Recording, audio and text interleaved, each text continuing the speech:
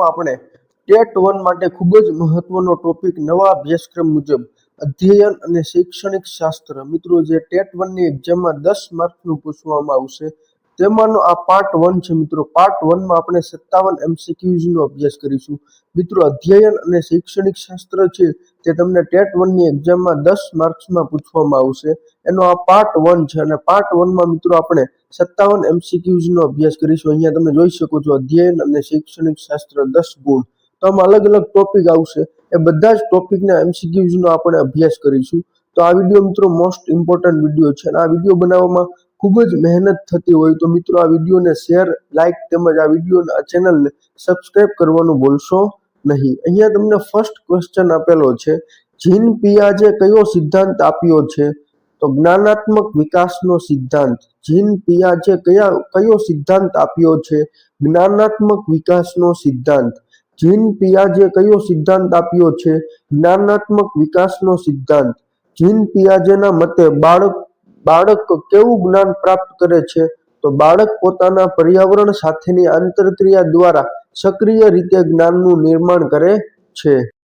Second question હતો મિત્રો જીન પિયાજેના મતે બાળક કેવું જ્ઞાન પ્રાપ્ત કરે છે બાળક પોતાના પર્યાવરણ સાથેની આંતરક્રિયા દ્વારા સક્રિય રીતે જ્ઞાનનું નિર્માણ કરે છે। નેક્સ્ટ ક્વેશ્ચન છે જીન પિયાજેના મતે જ્ઞાનાત્મક વિકાસના 4 તબક્કા જણાવો।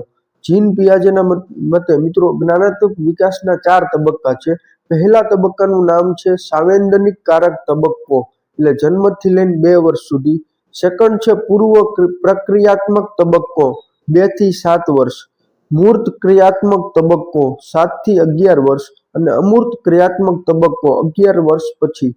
જીન પિયાજેના મતે જ્ઞાનાત્મક વિકાસના 4 તબક્કા જણાવો। ફર્સ્ટ છે સાંવેદનિક કારક તબક્કો જન્મથી 2 વર્ષ। પૂર્વ પ્રક્રિયાત્મક તબક્કો 2 થી 7 વર્ષ।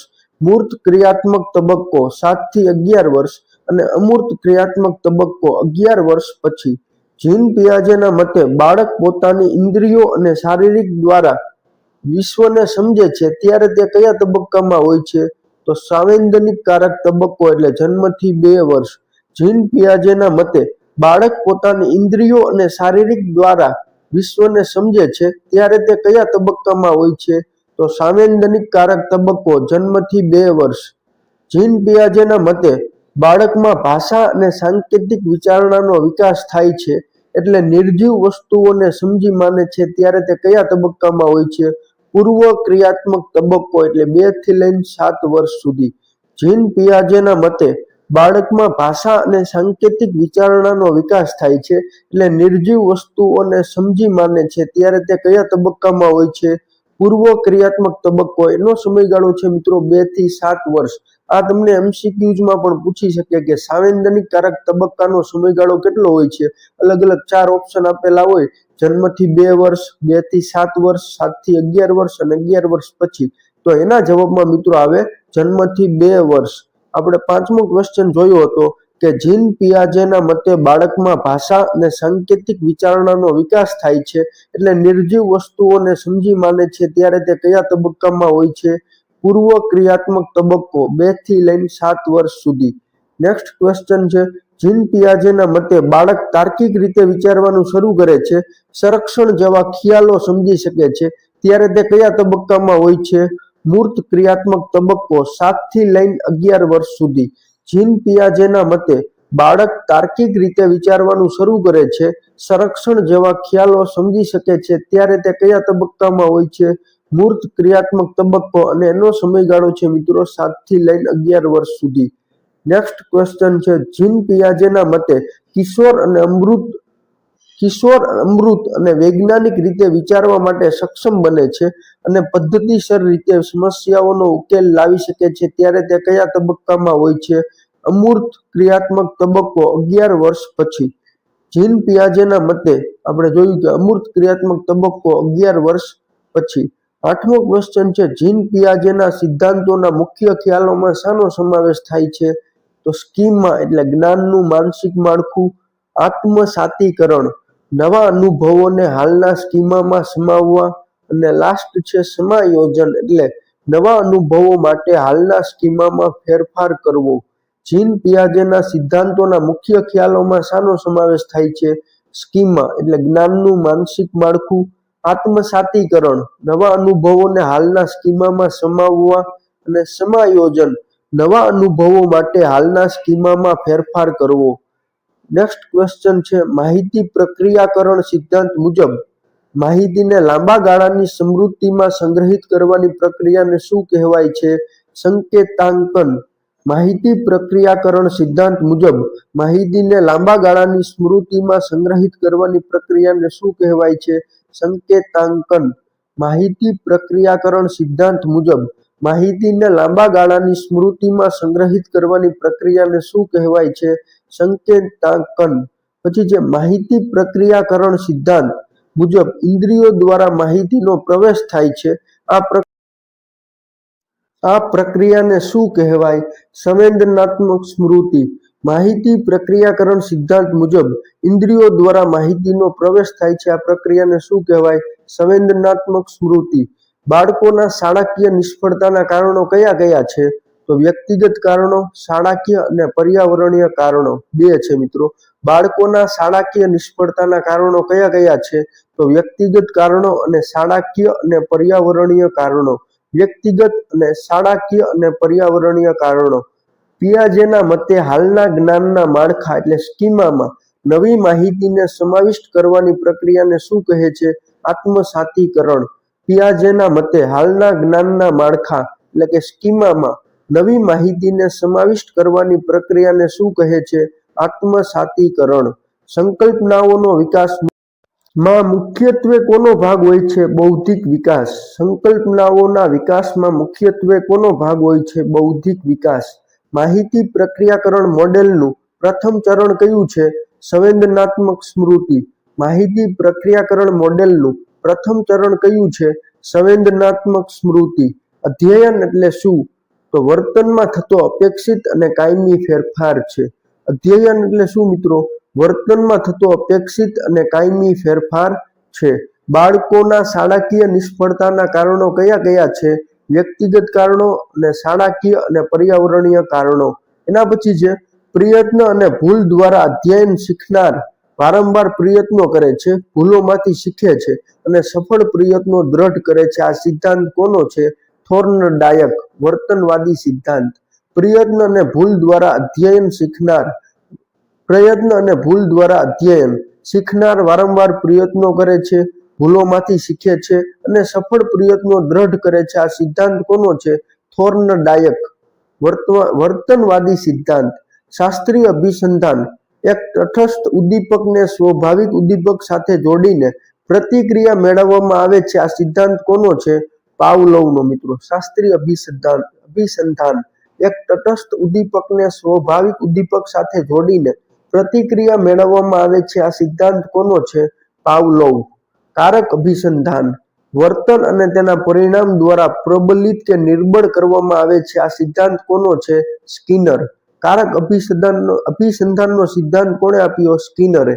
તો કારક અભિસંધાન વર્તન અને તેના પરિણામ દ્વારા પ્રબલિત કે નિર્બળ કરવામાં આવે છે. આ સિદ્ધાંત કોનો છે? સ્કિનર. આંતરસૂઝ દ્વારા અધ્યયન. સમસ્યાના તમામ ભાગોને માનસિક રીતે જોડીને અચાનક ઉકેલ પ્રાપ્ત કરવો. આ સિદ્ધાંત કોનો છે? કોહલર. પ્રયત્ન અને ભૂલ દ્વારા અધ્યયનનો સિદ્ધાંત થોર્નડાયકે આપ્યો.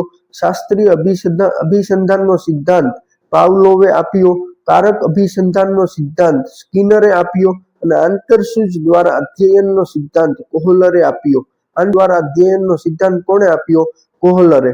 પ્રયત્ન અને ભૂલ દ્વારા અધ્યયનનો સિદ્ધાંત કોણે આપ્યો? થોર્નડાયકે. શાસ્ત્રીય અભિસંધાનનો સિદ્ધાંત કોણે આપ્યો? પાવલોવે. કારક અભિસંધાનનો સિદ્ધાંત કોણે આપ્યો? સ્કિનરે. આંતરસૂઝ દ્વારા અધ્યયનનો સિદ્ધાંત કોણે આપ્યો? કોહલરે. તો આ ખાસ યાદ રાખી લેજો. આ ચારમાંથી મિત્રો એક પ્રશ્ન પૂછાવાની શક્યતા રહેલી છે અને આમાં તમે કન્ફ્યુઝ થઈ જશો મિત્રો.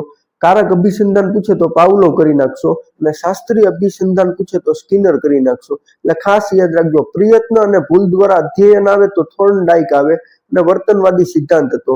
શાસ્ત્રીય અભિસંધાન આવે તો પાવલોવ, કારક અભિસંધાન આવે તો સ્કિનર અને આંતરસૂઝ દ્વારા અધ્યયન આવે તો કોહલર. આટલું યાદ રાખજો. આ બધા ચારે ચાર મિત્રો ખાસ યાદ રાખી લેજો. આમાં તમારો 1 માર્ક છે તે 100% કવર થઈ જશે. કારણ કે આમાં મોટાભાગના વિદ્યાર્થીઓ છે તે કન્ફ્યુઝ થઈ જતા હોય છે. કારકની જે પાવલોવ આવતું હોય તો અહીંયા સ્કિનર કરી નાખે અને કોહલર આવતું હોય અહીંયા પાવલોવ કરી નાખે. એટલે આમાં છે તે કન્ફ્યુઝ થઈ જશે. એટલે આ 4 પ્રશ્નો મિત્રો ખાસ યાદ રાખી લેજો. તો 19 સુધીના એમસીક્યુ જોયા મિત્રો. એના પછી છે 20મો એમસીક્યુ. કઈ પદ્ધતિઓ દ્વારા અધ્યયનને વધુ રસપ્રદ અને અસરકારક બનાવાય છે? તો રમત દ્વારા શિક્ષણ, અનુકરણ દ્વારા શિક્ષણ અને જૂથ ચર્ચા જેવી પદ્ધતિઓ. કઈ પદ્ધતિઓ દ્વારા અધ્યયનને વધુ રસપ્રદ અને અસરકારક બનાવાય છે? રમત દ્વારા શિક્ષણ, અનુકરણ દ્વારા શિક્ષણ અને જૂથ ચર્ચા જેવી પદ્ધતિઓ. પછી છે લેવ વાઇગોત્સ્કીનો સિદ્ધાંત કયો છે? તો સામાજિક પ્રવૃત્તિ તરીકે અધ્યયન. લેવ વાઇગોત્સ્કીનો સિદ્ધાંત કયો છે? સામાજિક પ્રવૃત્તિ તરીકે અધ્યયન. વાઇગોત્સ્કીના મતે બાળકના સ્વતંત્ર રીતે કાર્ય કરવાના સ્તર અને કોઈકના માર્ગદર્શન હેઠળ કાર્ય કરવાના સંભવિત સ્તર વચ્ચેના તફાવતને શું કહેવામાં આવે છે? સમીપસ્થ વિકાસનું ક્ષેત્ર એટલે ઝેડપીડી, ઝોન ઓફ પ્રોક્સિમલ ડેવલપમેન્ટ. વાઇગોત્સ્કીના મતે બાળકના સ્વતંત્ર રીતે કાર્ય કરવાના સ્તર અને કોઈકના માર્ગદર્શન હેઠળ કાર્ય કરવાના સંભવિત સ્તર વચ્ચેના તફાવતને શું કહેવામાં આવે છે? સમીપસ્થ વિકાસનું ક્ષેત્ર એટલે કે ZPD, zone of proximal development. Zone of proximal development. એના પછી છે 23મો ક્વેશ્ચન. વાઇગોત્સ્કીના સિદ્ધાંત મુજબ એક શિક્ષક વિદ્યાર્થીને સાયકલ શીખવતી વખતે શરૂઆતમાં પાછળથી પકડીને ટેકો આપે છે અને ધીમે ધીમે ટેકો ઓછો કરતો જાય છે. શિક્ષક શું કરી રહ્યા છે? તો સ્કેફોલ્ડિંગ પૂરું પાડવું.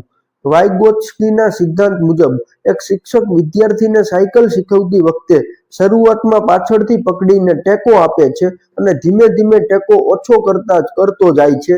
શિક્ષક શું કરી રહ્યા છે? તો સ્કેફોલ્ડિંગ પૂરું પાડવું. વાઇગોત્સ્કીના સિદ્ધાંતોમાં બૌદ્ધાત્મક વિકાસ માટે સૌથી મહત્વપૂર્ણ સાધન કયું છે? ભાષા. વાઇગોત્સ્કીના સિદ્ધાંતોમાં બૌદ્ધાત્મક વિકાસ માટે સૌથી મહત્વપૂર્ણ સાધન કયું છે? ભાષા. બાળક પોતાની જાત સાથે મોટેથી બોલીને પોતાના કાર્યોને માર્ગદર્શન આપે છે. આ કયા પ્રકારની વાણી છે? ખાનગી વાણી. પછી છે બાળકો અન્ય લોકો સાથે વાતચીત કરે ત્યારે કયા પ્રકારની વાણીનો ઉપયોગ કરે છે? તો સામાજિક વાણી. બાળકો અન્ય લોકો સાથે વાતચીત કરે ત્યારે આ પ્રકારની વાણીનો ઉપયોગ કરે છે, સામાજિક વાણી. ખાનગી વાણી ધીમે ધીમે આંતરિક બને છે અને વિચારનું સ્વરૂપ લે છે. આ કયા પ્રકારની વાણી છે? તો આંતરિક વાણી.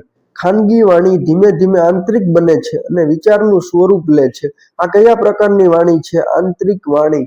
પિયાજેનો દ્રષ્ટિકોણ. બાળક એક નાનો વૈજ્ઞાનિક. રચનાવાદી સિદ્ધાંત મુજબ જ્ઞાન શું છે? તો શીખનાર દ્વારા સક્રિય રીતે નિર્માણ પામતી સમજ. રચનાવાદી સિદ્ધાંત મુજબ જ્ઞાન શું છે? શીખનાર દ્વારા સક્રિય રીતે નિર્માણ પામતી સમજ. શીખનાર દ્વારા સક્રિય રીતે નિર્માણ પામતી સમજ છે. પછી છે જેરોમ બ્રુનરના શોધ અધ્યયનમાં શિક્ષકને મુખ્ય ભૂમિકા શું છે? વિદ્યાર્થીઓને સમસ્યાઓ ઉકેલ માટે માર્ગદર્શન અને સુવિધા પૂરી પાડવી. જેરોમ બ્રુનરના શોધ અધ્યયનમાં શિક્ષકની મુખ્ય ભૂમિકા શું છે? વિદ્યાર્થીઓને સમસ્યાઓના ઉકેલ માટે માર્ગદર્શન અને સુવિધા પૂરી પાડવી.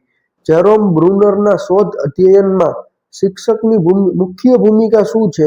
તો વિદ્યાર્થીઓને સમસ્યાઓના ઉકેલ માટે માર્ગદર્શન અને સુવિધા પૂરી પાડવી. 31મો ક્વેશ્ચન છે. જ્યારે બાળક કોઈ વસ્તુને તેની શારીરિક ક્રિયા દ્વારા યાદ રાખે ત્યારે તે કયા પ્રકારના પ્રતિનિધિત્વનો ઉપયોગ કરે છે?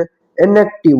જ્યારે બાળક કોઈ વસ્તુને તેની શારીરિક ક્રિયા દ્વારા યાદ રાખે ત્યારે તે કયા પ્રકારના પ્રતિનિધિત્વનો ઉપયોગ કરે છે? એનેક્ટિવ. જ્યારે બાળક માનસિક સભ્યો અથવા ચિત્રો દ્વારા શીખતું હોય ત્યારે તે કયા પ્રકારના પ્રતિનિધિત્વનો ઉપયોગ કરે છે? આઇકોનિક. જ્યારે બાળક માનસિક સભ્યો અથવા ચિત્રો દ્વારા શીખતું હોય ત્યારે તે કયા પ્રકારના પ્રતિનિધિત્વનો ઉપયોગ કરે છે? આઇકોનિક. જ્યારે બાળક અમૂર્ત સંકેતો જેમ કે ભાષા અથવા ગણિતના સૂત્રો દ્વારા શીખતું હોય ત્યારે તે કયા પ્રકારના પ્રતિનિધિત્વનો ઉપયોગ કરે છે? સિમ્બોલિક. જ્યારે બાળક અમૂર્ત સંકેતો જેમ કે ભાષા અથવા ગણિતના સૂત્રો દ્વારા શીખતું હોય ત્યારે તે કયા પ્રકારના પ્રતિનિધિત્વનો ઉપયોગ કરે છે? સિમ્બોલિક. જેરોમ બ્રુનરના પ્રતિનિધિત્વના તબક્કાઓનો સાચો ક્રમ કયો છે? તો એનેક્ટિવ, આઇકોનિક અને સિમ્બોલિક. જેરમ બ્રુનરના પ્રતિનિધિત્વના તબક્કાઓનો સાચો ક્રમ કયો છે? એનેક્ટિવ, આઇકોનિક અને સિમ્બોલિક. આ સાચો ક્રમ છે મિત્રો. એનેક્ટિવ, આઇકોનિક અને સિમ્બોલિક. તમને આ પ્રશ્ન એક્ઝામમાં પૂછે કે જેરોમ બ્રુનરના પ્રતિનિધિત્વના તબક્કાઓનો સાચો ક્રમ કયો છે, તો 4 અલગ અલગ ઓપ્શન આપેલા હોય, એમાં આ ઓપ્શન આપેલો હોય કે એનેક્ટિવ, આઇકોનિક અને સિમ્બોલિક. તો આ ઓપ્શન મિત્રો તમારે ટીક કરીને આવવાનું. જ્યારે બાળક કોઈ વસ્તુને તેની શારીરિક ક્રિયા દ્વારા યાદ રાખે ત્યારે તે કયા પ્રકારના પ્રતિનિધિત્વનો ઉપયોગ કરે છે? એનેક્ટિવ. જ્યારે બાળક માનસિક સભ્યો અથવા ચિત્રો દ્વારા શીખતું હોય ત્યારે તે કયા પ્રકારના પ્રતિનિધિત્વનો ઉપયોગ કરે છે? આઇકોનિક. જ્યારે બાળક અમૂર્ત સંકેતો જેમ કે ભાષા અથવા ગણિતના સૂત્રો દ્વારા શીખતું હોય ત્યારે તે કયા પ્રકારના પ્રતિનિધિત્વનો ઉપયોગ કરે છે? સિમ્બોલિક. તો આ ત્રણેય જોઈ ગયા મિત્રો, એનેક્ટિવ, આઇકોનિક અને સિમ્બોલિક. એના પછી જે કોઈ પણ વિષય કોઈ પણ બાળકને કોઈ પણ વિકાસના તબક્કે બૌદ્ધિક રીતે પ્રમાણિક સ્વરૂપમાં શીખવી શકાય છે, આવું કોણે કહ્યું છે? જેરોમ બ્રુનર. કોઈ પણ વિષય કોઈ પણ બાળકને કોઈ પણ વિકાસના તબક્કે બૌદ્ધિક રીતે પ્રમાણિક સ્વરૂપમાં શીખવી શકાય છે, આવું કોણે કહ્યું છે? જેરોમ બ્રુનર. વિજ્ઞાન શિક્ષક વિવિધ માપદંડો આપીને વિદ્યાર્થીઓને પોતાના માપદંડો મુજબ વર્ગીકરણ કરવાનું કહે છે. આ કઈ પદ્ધતિ છે? શોધ અધ્યયન. વિજ્ઞાન શિક્ષક વિવિધ માપદંડો આપીને વિદ્યાર્થીઓને પોતાના માપદંડો મુજબ વર્ગીકરણ કરવાનું કહે છે. આ કઈ પદ્ધતિ છે? શોધ અધ્યયન. બાળકને વૈજ્ઞાનિક શોધક તરીકે જોવાનો શૈક્ષણિક અર્થ શું છે? શિક્ષણ પદ્ધતિ બાળકની જિજ્ઞાસા અને સંશોધન પ્રવૃત્તિઓને પ્રોત્સાહન આપનારી હોવી જોઈએ. રચનાવાદી વર્ગખંડમાં શિક્ષકે વિદ્યાર્થીઓની ભૂલ પ્રત્યે કેવો પ્રતિભાવ આપવો જોઈએ? ભૂલને ચર્ચા માટેની તક તરીકે જોવી અને તેના કારણો સમજવાનો પ્રયત્ન કરવો. પછી જે અધ્યયનને અસર કરતા પરિબળોને મુખ્યત્વે 2 ભાગમાં વહેંચી શકાય છે. પહેલું છે વ્યક્તિગત પરિબળો અને બીજું છે પર્યાવરણીય પરિબળો. અધ્યયનને અસર કરતા પરિબળોને મુખ્યત્વે કેટલા ભાગમાં વહેંચી શકાય છે? તો 2 ભાગમાં. ફર્સ્ટ છે વ્યક્તિગત પરિબળો અને સેકન્ડ છે પર્યાવરણીય પરિબળો. પ્રેરણાના મુખ્ય 2 પ્રકાર જણાવો. તો આંતરિક પ્રેરણા અને બાહ્ય પ્રેરણા. આંતરિક અને બાહ્ય. અધ્યયન ઉપર કયા સંવેગોની અસર પડે છે? તો ધ્યાન, સ્મૃતિ અને પ્રેરણા. અધ્યયન ઉપર કયા સંવેગોની અસર પડે છે? ધ્યાન, સ્મૃતિ અને પ્રેરણા. જ્ઞાન અને સંવેગ વચ્ચેનો સંબંધ કેવો છે? તો બંને એકબીજા સાથે ગાઢ રીતે સંકળાયેલા અને પરસ્પર પ્રભાવિત છે. જ્ઞાન અને સંવેગ વચ્ચેનો સંબંધ કેવો છે? તો બંને એકબીજા સાથે ગાઢ રીતે સંકળાયેલા અને પરસ્પર પ્રભાવિત છે. પછી જે વર્ગખંડમાં સકારાત્મક સાંવેગિક વાતાવરણ બનાવવા માટે શિક્ષકે શું કરવું જોઈએ? તો દરેક વિદ્યાર્થીના પ્રયત્નોની પ્રશંસા કરવી, એટલે વખાણ કરવા અને તેમને આગળ વધારવો. વર્ગખંડમાં સકારાત્મક સાંવેગિક વાતાવરણ બનાવવા માટે શિક્ષકે શું કરવું જોઈએ?